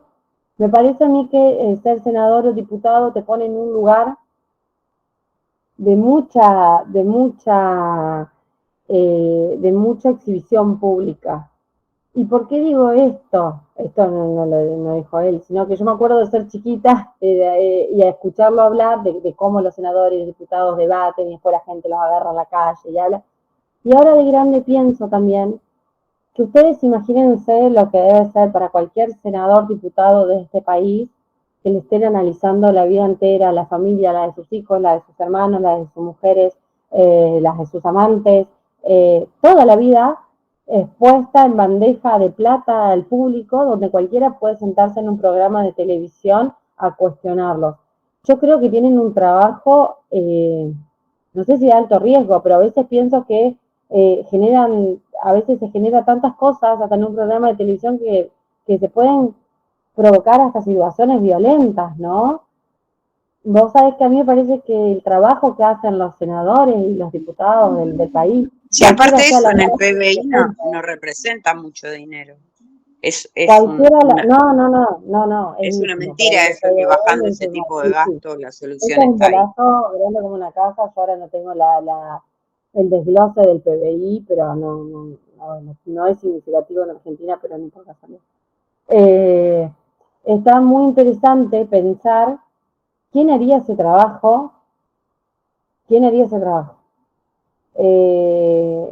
de debatir, de tener que saber de todos los temas, como tienen que prepararse y trabajar en comisiones y estudiar.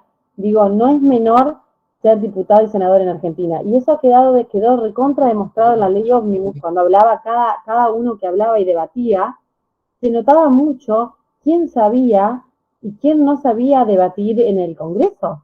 Porque, Eugenia, sí, sí, pero eso también se construye socialmente, eso es parte de la batalla cultural, digamos, porque el escarnio al funcionario es una pata de la mesa, digamos. Pero eso vos sabés con qué empieza, para mí, eso, aclárame con ese pero muchacho. sí, lo que te quiero decir, que eso empieza con desestimar o minimizar el trabajo de lo público, digamos, si no, cualquier empleado público que esté en el grupo, cualquier empleado municipal que esté en el grupo que me diga qué piensa el común de la gente de los empleados municipales, por ejemplo. Esto de la hacen con la mía, mirá que el 25 para barrer una calle. ¿No?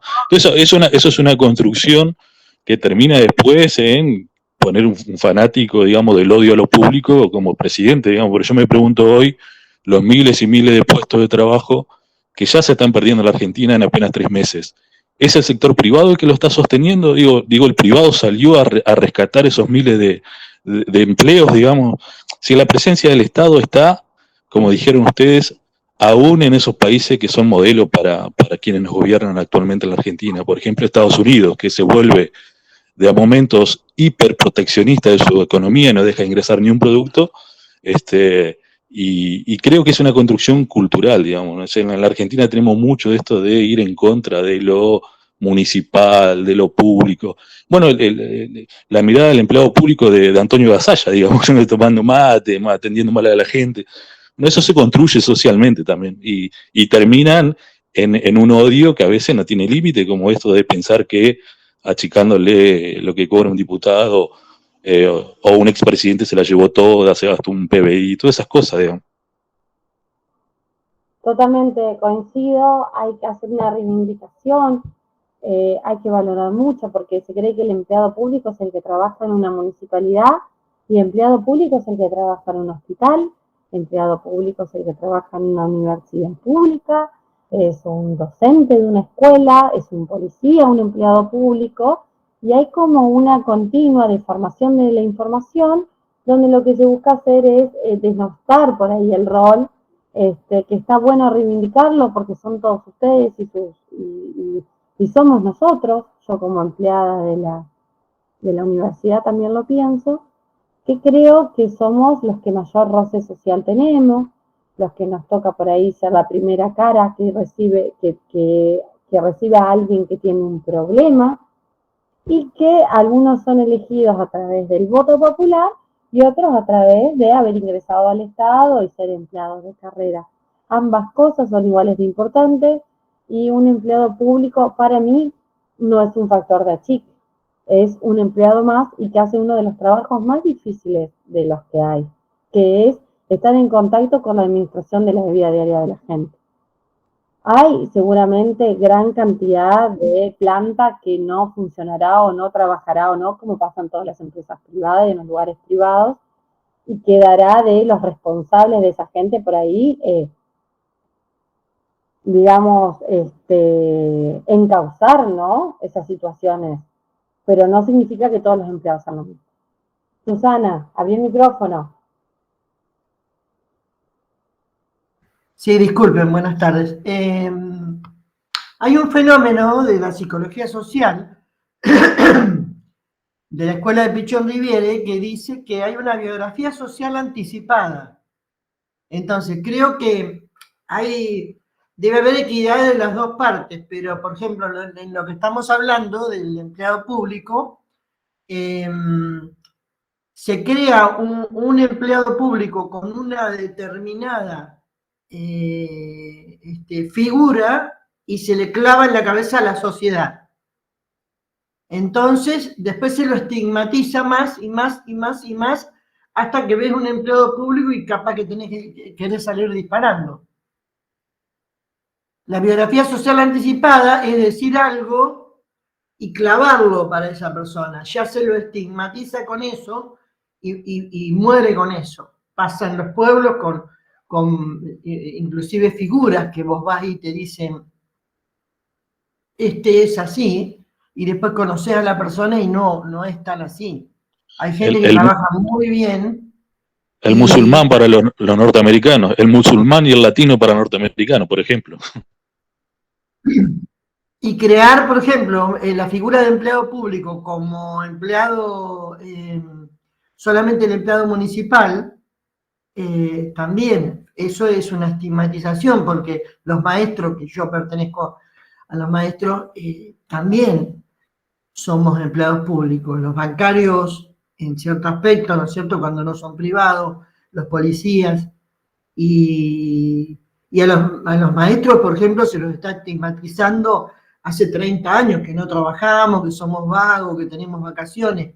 Yo empecé a trabajar hace 1000 años, soy grande y a veces te duele esta Argentina rica, linda, hermosa, maravillosa, con esta gente hermosa, esta gente joven, trabajadora, que no le podemos dar pie, no la podemos hacer estabilizar, no podemos lograr que tenga equilibrio. Bueno, pero acá estamos todos nosotros. Entré a trabajar. Capacitándonos, estudiando, evaluando por qué unas decisiones, estudiando. Entré a trabajar hace muchísimos años, muchos años, y me dolía, por ejemplo, que yo, digamos, vivía en un pueblo chico, y cuando venía de mi casa al colegio, venía a pie porque eran 7 cuadras, pasaba por la comisaría, y me paraba en la comisaría porque justo yo venía antes y la policía estaba izando la bandera. Y vos te parás, como un acto de patriotismo, digamos. Y lo hacíamos, y eso es un docente. El docente lleva la bandera, lleva la escarapela, lleva el amor por el alumno. Y sin embargo escuchaba, no, pero son vagos, hay que sacarle vacaciones. Y terminábamos en noviembre, ahora terminamos el 31 de diciembre. Hay gente mala y gente buena, hay de todo, pero no todo el mundo, no el docente, la docencia en general. Es una mente también, con respecto a lo que son los fenómenos sociales, también, aparte de crear ese tipo de idea en el pueblo, también hay otra opinión de los libros que dice que cuando los ciudadanos atacan a los roles formales, como son los diputados, como son los políticos, lo que está pasando ahora en nuestro país, es porque la sociedad necesita ayuda, está muy enferma, hay que equilibrarla. Eso quería decir nada más. Sí, me parece excelente. Sí, chicos, es todo un compendio complejo. Hay varias personas que levantaron la mano. Estanislao, que no has hablado, ¿querés abrir el micrófono? Hola, buenas. Sí, yo quería también hacer un leve comentario para mí, de mi visión, digamos, de la situación. Bueno, yo soy del norte del noroeste argentino, digamos, de Salta. Y a nosotros abogamos más por el federalismo y por el desarrollo regional, digamos, lo que está más en boga ahora acá en la provincia. Y lo que se observa es que sí, esto que hablaban de que, como compañeros anteriores que dijeron del tema de la producción, que, o sea, va más que nada la producción, sino la riqueza que hay en Argentina debido a su tamaño, a la cantidad de climas que tenemos, lo que permite producir una gran variedad de lo que sea. Salta, por cómo está, en dónde está geográficamente, también pasa por todos los climas, desde subtropical serrano hasta tenemos a la Puna en el norte, podemos pasar por muchos tipos de producciones, la verdad. Sin embargo, vos tenés gente, yo trabajo por una fundación, por una ONG, y en el norte se nos están muriendo los chicos de hambre, o sea, primero es un problema de salud, tienen una gran cantidad de parásitos, y después que no están teniendo acceso a alimentación adecuada. Y uno se pregunta, pero ¿por qué si tenés todo, tirás una semilla y te sale una papa? Bueno, la verdad que el problema social en realidad es para mí lo más grande que hay, que yo creo que es el principal problema que tiene la Argentina. Entero, digamos, no solo en educación, sino que también en cultural, porque no se está reconociendo la cultura de algunas comunidades para que ellos puedan volver a reflotar sus conocimientos que tenían, aunque sea de huertas, o sea, para que ellos puedan volver a plantar para ellos y así por lo menos ser más autónomos, no tengan que depender tanto. Porque la verdad que la dependencia, eso es lo que te termina destruyendo, digamos. Lo que sí respecto al Estado, a mí no me ha tocado con la administración pública, la verdad que por lo menos hasta ahora siempre he tenido buen trato, pero sí con los estratos más altos del poder sí he tenido muchos problemas porque realmente no les interesa. He tratado con muchos intendentes y la verdad que cuando les pedís colaboración para hacer algo, o sea, son para muchos emprendimientos, para cosas buenas, la mayoría la verdad que no les interesa. Nos ha tocado a intendentes que asumen por primera vez y lo primero que preguntan, porque estamos en gestión de políticas públicas y desarrollo, tenemos ahí una red, lo primero que preguntan es ¿cómo hacer para obtener más votos? ¿Cómo? Listo, así. ¿A dónde obtengo más votos? O sea, apenas empiezan, ¿no? O sea, tienen 4 años por delante y lo único que les interesa es a ver cómo voto. Y vos le decís, hace cosas buenas, genera impacto y la gente te va a votar. O sea, es muy sencillo, pero no les interesa. Gana la publicidad, la campaña, lo que sea. Pero la verdad que son unas pocas personas en realidad que están en los estratos más altos del poder y que se mueven bajo esas directrices, bajo esos comportamientos. Y así se replica en muchos lados, y no solamente en el Estado. Por eso creo que es muy social el problema. Si vos lo tratás más a micro, hay universidades que se mueven igual. Yo conozco muchas universidades que también tienen los mismos problemas, se manejan de la misma forma. También, qué sé yo, a nivel en un edificio, un consorcio, también se están moviendo de la misma manera. O sea, se replican de micro a macro y siguen los mismos patrones de conducta. Y eso te lleva en realidad a no la autodestrucción, sino a vivir en la miseria, digamos, a vivir siempre ahí. Y Pero unos tiene que ver con pocos... que también todos somos parte de la misma sociedad. Digo, entonces las instituciones, cuando se habla del Estado es un reflejo de la sociedad, porque las personas que se eligen a través de un mecanismo tan federal como es la democracia, la elección de nuestros gobernadores, de nuestros diputados, de nuestros senadores, representan la idiosincrasia de sus provincias. El problema es que yo ahí voy a hacer un hincapié, que yo creo que en realidad no hay tanta... yo creo que el poder, los candidatos siempre son como los mismos. O sea, yo creo que rigen bajo las mismas reglas de juego. A eso voy. O sea, yo creo que la democracia en sí no está impactando tanto. O sea, ¿qué tanto el nuevo candidato que estás votando es realmente distinto al otro, al anterior? Es como que todos los que están ahí, más o menos, están siguiendo las mismas reglas de juego. Lo que está pasando, lo que he visto, porque estamos llevando a cabo muchos talleres para fomentar, digamos, la participación ciudadana, porque la gente se está alejando, digamos, del Estado, no quiere saber nada, y lo que haces es que le estás dando más rienda suelta a los que realmente tienen el poder para que hagan lo que quieran. En realidad, una verdadera democracia, la gente debería estar ahí al pie del cañón para que el tipo no tenga tantas, o sea, la gente, yo hablo, no importa el partido político, ideología, ¿no? Hablo que tienen, que concentran el poder, realmente no tengan tantas capacidades o tantas formas de maniobrar, porque si no entran a avasallar muchos derechos de las personas. Y lo que está pasando creo que es eso, creo que como que en este odio que se está generalizando, en este rechazo, lo único que le estás dando es dándole rienda suelta para que ellos puedan seguir, digamos, haciendo lo que realmente quieren, porque en realidad están en otra. No digo que sean todos, pero puedo generalizar a un 80% seguro, porque la verdad que no les interesa eso, es solo una máscara, una Bueno, aparte, digamos, el estado social y por ahí de lo que aspira la gente que está en el poder, muchas veces es conservarse en el poder, más que hacer algo productivo con ese poder, pero un poder que es necesario para poder ejercer los cargos. María Inés, ¿levantaste la mano? Hola, ¿me diste la palabra?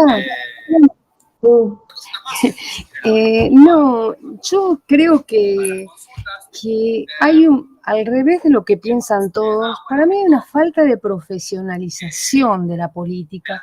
Al revés, yo, por ejemplo, yo vivo en Rosario, ¿no?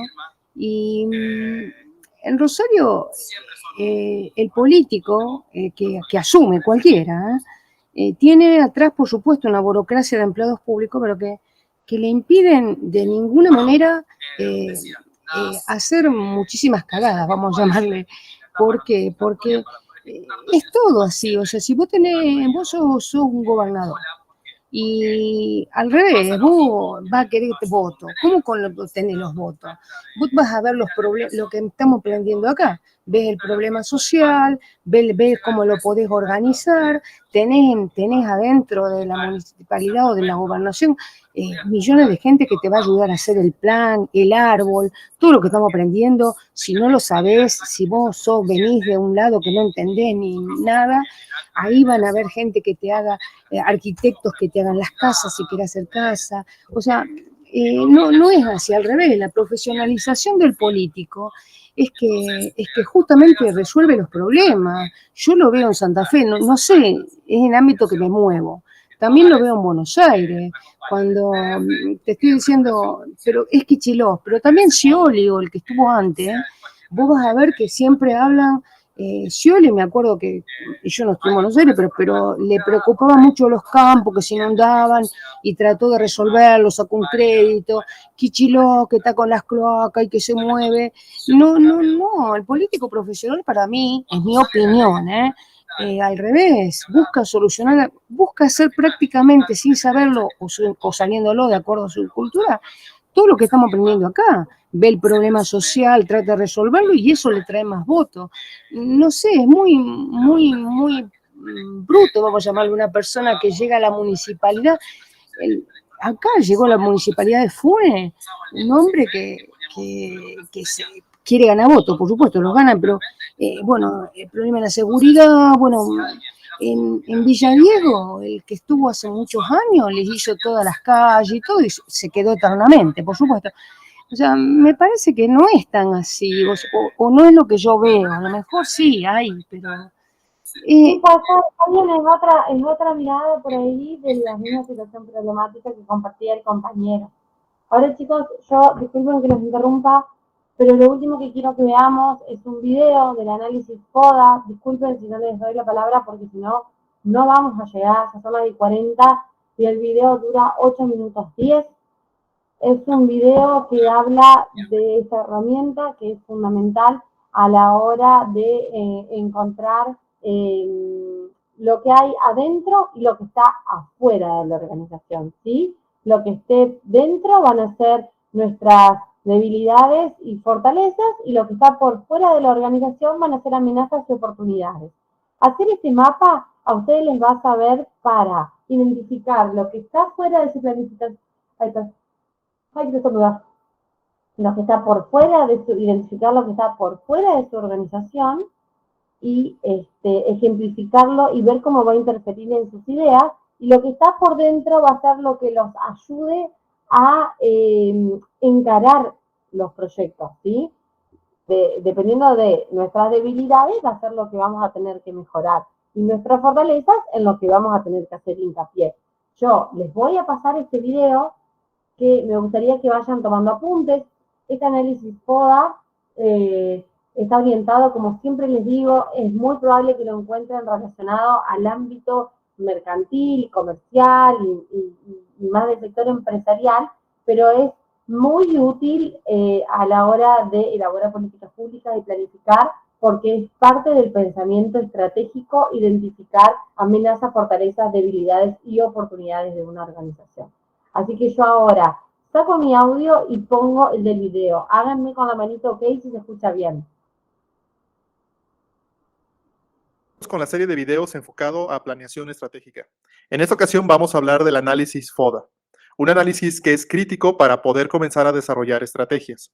Lo vamos a ver de una manera bastante básica, pero aún así te voy a dar aquellos aspectos clave que al desarrollar la metodología vas a poder obtener información de alto valor para que puedas desarrollar toda tu planeación. Sin más, vamos a comenzar. El crédito del análisis FODA es para Albert Humphrey, que fue un ingeniero químico de la Universidad de Illinois y que tenía una maestría en administración de empresas por Harvard. Desde el punto de vista de la terminología, aparte de análisis FODA, también se le conoce como análisis DAFO. La manera de llamarlo en inglés sería análisis SWOT. ¿Pero qué significa FODA? FODA es un acrónimo, ya que cada una de las letras que conforman la palabra es el inicio de una palabra en sí misma. Tiene que ver con fortalezas, oportunidades, debilidades y amenazas. Lo que se quiso identificar es qué era aquello que era muy positivo dentro de la organización y qué era aquello que era muy negativo y que en ambos casos nos podía ayudar a que la organización saliera adelante o, en caso contrario, a que la organización no pudiera lograr sus objetivos. Y es por ello que se llegó a la conclusión de que con estos 4 elementos se podía obtener una fotografía muy completa de cualquier empresa.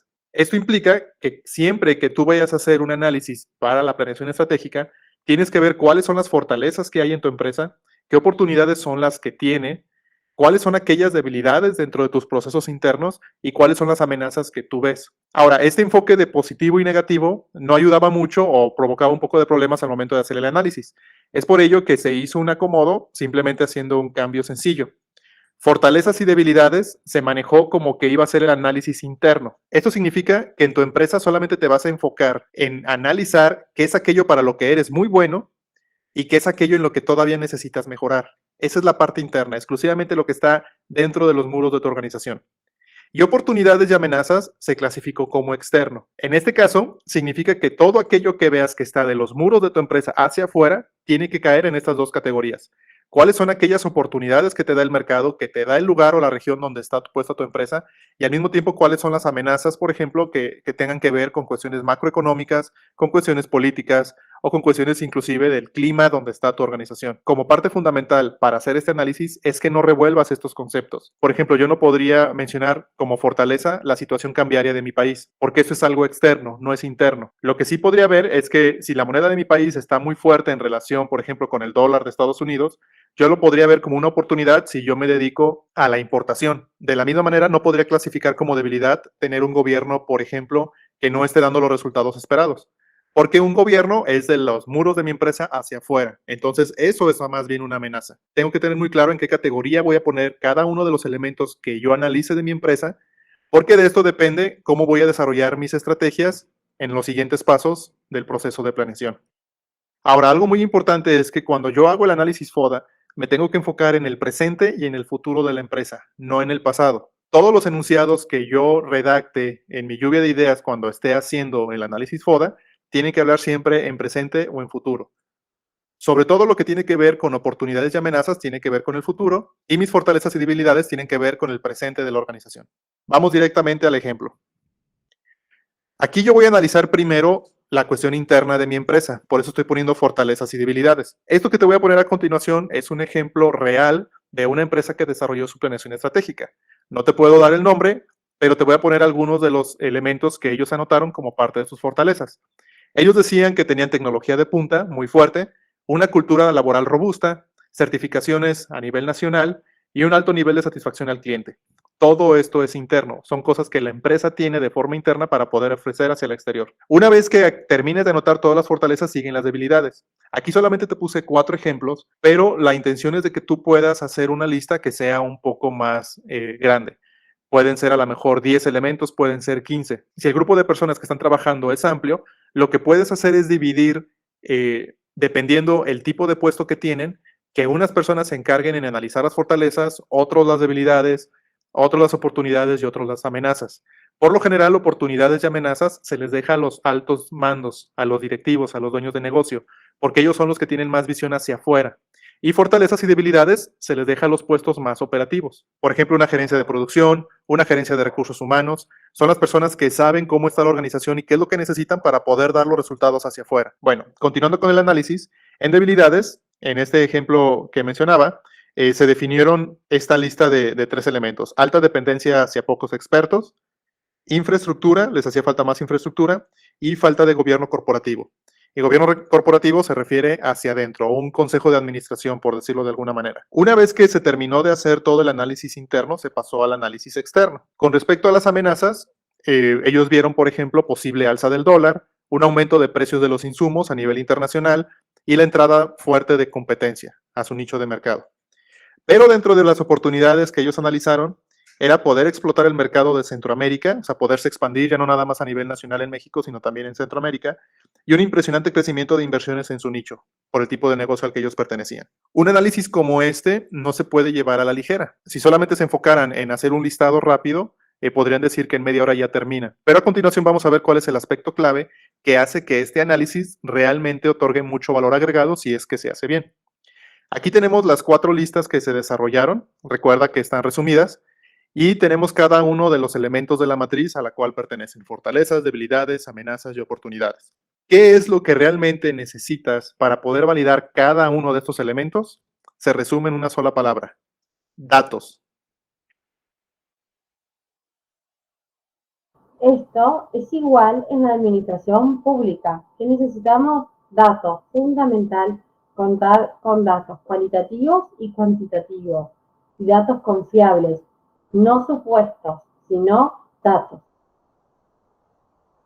Cada vez que una persona establezca un elemento para cada uno de los cuadrantes, tiene que sustentarlo con datos. Si yo estoy hablando que tengo como fortaleza tecnología de punta, lo tengo que justificar. ¿Por qué estoy diciendo que tenemos tecnología de punta? ¿Contra qué lo estoy comparando? ¿Contra qué aspecto estoy evaluando que nuestra tecnología realmente está muy avanzada y cómo es que eso realmente se puede considerar una fortaleza? ¿Me está ayudando a ser más competitivo? ¿Está mejorando la eficiencia? ¿O solamente es porque el software que tenemos es de los más modernos y yo asumo que está funcionando bien?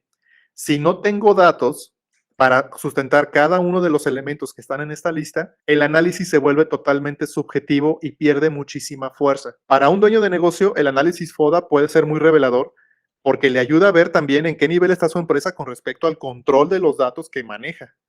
Si hago un análisis FODA y resulta que solamente hicimos una lluvia de ideas basado en puras percepciones, en algo totalmente subjetivo, como dueño de negocio yo podría estar preocupado porque realmente lo primero que necesito trabajar es que mi negocio tenga datos confiables. Y es tan crítico el tener estos datos que con lo que vamos a ver en los siguientes videos te va a quedar perfectamente claro. Una vez que tienes tu análisis externo y tu análisis interno hecho, lo que vamos a hacer es que vamos a hacer un cruce de las amenazas, oportunidades, debilidades y fortalezas, y de ahí vamos a sacar las estrategias. Esta matriz que te estoy mostrando es solamente a nivel de ejemplo. Esto lo vamos a explicar mucho más detallado en el video de desarrollo de estrategias. Pues este es el análisis FODA. Como te comenté al inicio, realmente su ejecución es relativamente sencilla, pero si no tienes datos, te va a servir de poco o nada. Con datos puede ser una herramienta muy poderosa para ayudarte en tu planeación estratégica. Si te gustó el video,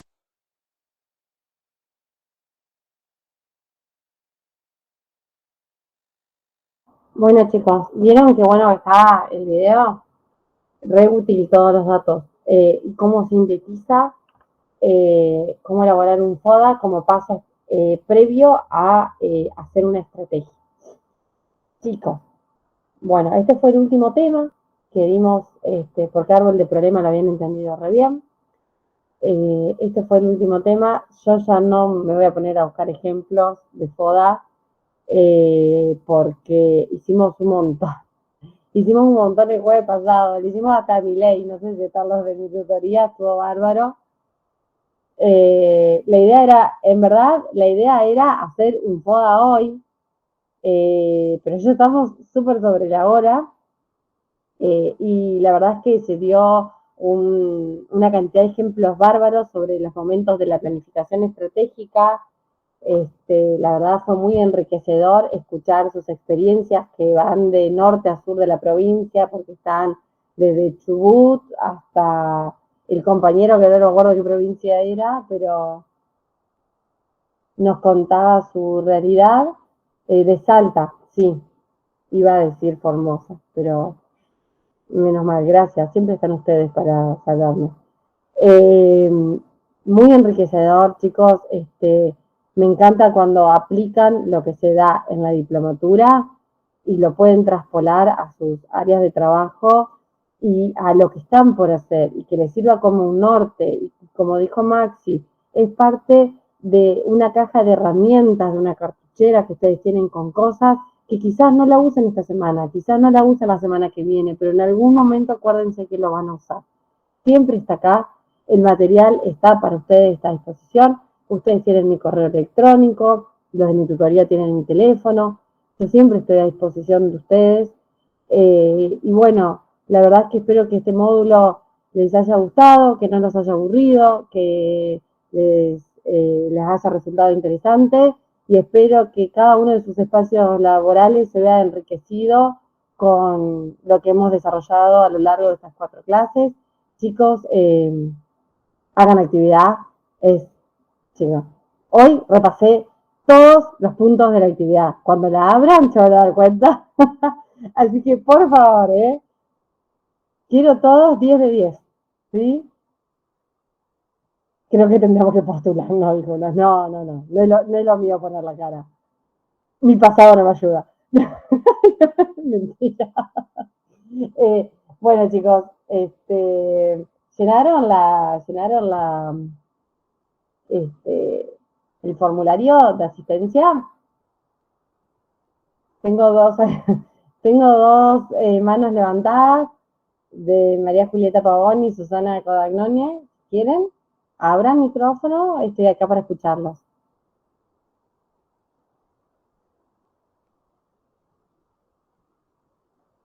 ¿Abrí el micrófono, Susana? Había quedado levantada la mano. Ah, ok, bien. Entonces, Susana, no te olvides de llenar el formulario, ¿sí? De asistencia que está en el chat. Franco Cepeda lo dejó. Sus mensajes son re lindos, chicos. No saben lo que me duele la cabeza. Pero me encanta. Bárbaro. Lo que quería decir es que no son tan malos los malos, sino como aquel que mira y no hace nada. Eso nada más.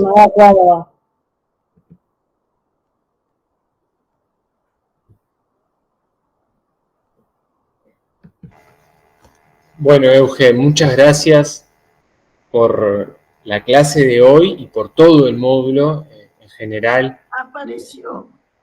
Hemos tenido muy buenos comentarios siempre de parte de los estudiantes, de las estudiantes. Después la interacción y la participación en las tutorías siempre ha sido súper positivo. Así que en ese sentido no hay mucho más para agregar, sino valorar de forma muy positiva el módulo y el recorrido realizado hasta acá.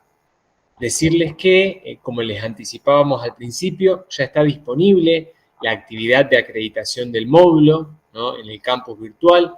Les sugerimos a quienes quieran y puedan aprovechar ahora inmediatamente, una vez que finalizamos la clase, para realizar la actividad de forma tal que le puedan sacar el jugo al máximo a este encuentro, a este momento y al recorrido por el módulo, más allá de que, como siempre les decimos, les quedan a disposición los videos grabados, los materiales de lectura, las fichas de cátedra o los apuntes que ustedes van tomando, como para ir recuperando y recapitulando en cada momento que necesiten, ¿verdad? sobre todo de cara a la última parte del trayecto de la diplomatura. Así que nada más que reiterar el agradecimiento para Euge como docente responsable de este módulo, insistir con que aprovechen para realizar la actividad de acreditación que ya está disponible en el aula virtual.